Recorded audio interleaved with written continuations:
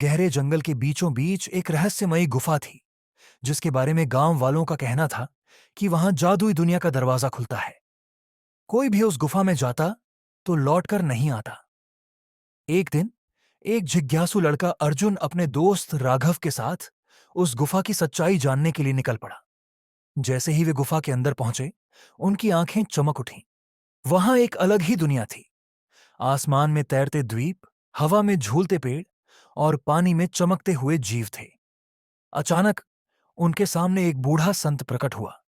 उसने कहा, तुम दोनों यहां आ तो गए, लेकिन वापस जाने का रास्ता आसान नहीं है। अगर तुम्हें इस रहस्यमयी दुनिया से बाहर निकलना है तो तुम्हें 3 परीक्षाएं पार करनी होंगी। पहली परीक्षा थी ज्ञान की।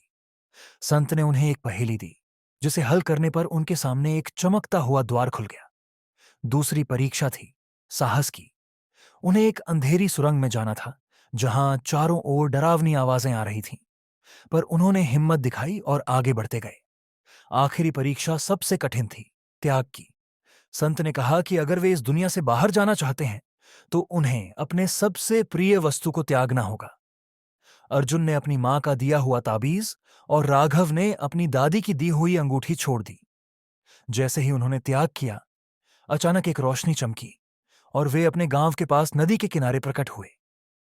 गांव वालों ने उनकी कहानी सुनी और हैरान रह गए। अर्जुन और राघव ने सीखा कि ज्ञान, साहस और त्याग ही जीवन की सबसे बड़ी शक्तियां हैं।